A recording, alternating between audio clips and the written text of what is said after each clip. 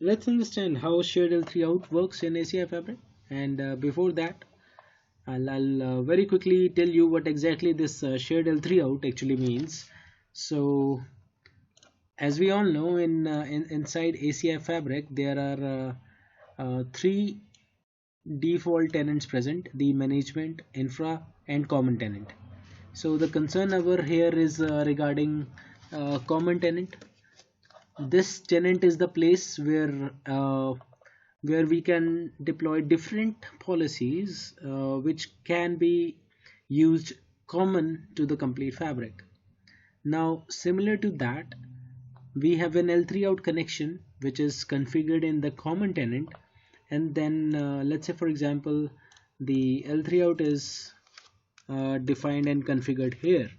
Okay, and we have another tenant, any other tenant, let's say for example IT or sales maybe, and there is no L3out configured for this. What how we can configure is we can uh, kind of create an EPG or import this L3out in this tenant using a contract. So when this L3out is shared by other tenants, we call it shared L3out. Okay, moving ahead.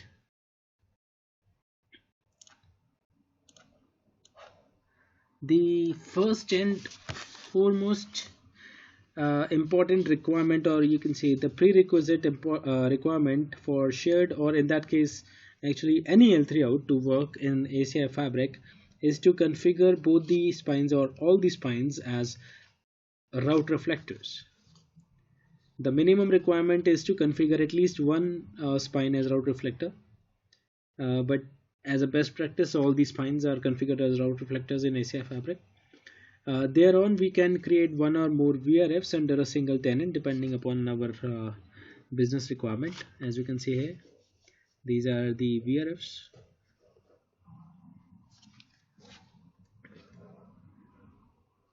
Now, under the bridge domain, we need to mention the scope of the subnets as shared between VRFs.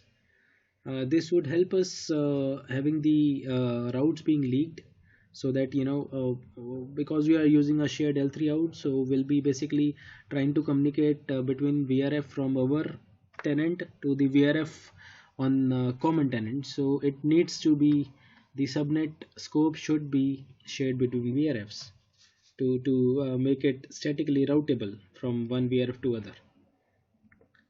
Now, when the contract is applied between the two VRFs, a static route is installed on internal EPG. Static route is installed on the internal EPG, directing towards the external EPG, which would be connecting to the external L3out or L3 device, L3 device. So, as we can see here, this is overlay 1. Overlay 1 is the internal overlay 1 VRF for the complete fabric. Every spine and leaf for the internal routes are part of overlay 1 VRF, and this internal EPG 192.168.2.1, it's trying to connect to the external route, which is connecting to the external EPG is configured on leaf 101. So as soon as a contract is configured between these two, a static route to 192.168.2.1 to this place on leaf 101 is applied as soon as this contract is deployed. So using this command, we can confirm the route from 101 with external EPG towards the internal EPG. This is show IP route, the VRF. So whatever routes are known by this L3out EPG, it will show us. So here is the subnet of the internal EPG that we know. The next hop is this. This is the next hop of spine proxy, which is used for Anycast, used as Anycast gateway.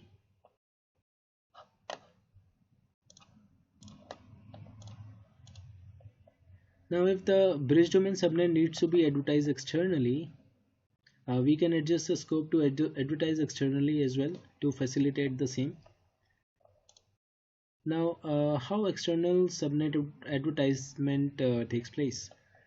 To advertise external subnets of L3out VRF into application VRFs or internal EPG VRFs, it uses BGP route target export to internal EPGs.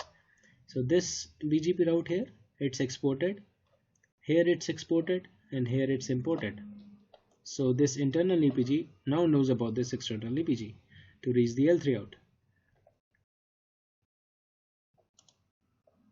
To allow route target export and import to happen, the scope of this the L3out subnet can be configured to be shared route control subnet, this option here.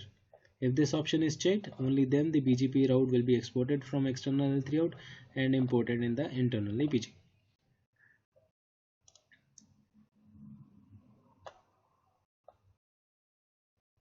To conclude, we need to enable the inter VRF zoning rule by enabling the two highlighted options here. Okay, for more detailed understanding on the relevance and usage of all such possible settings in the bridge domain or L3out or any other container, I have created a separate document or lab and a video.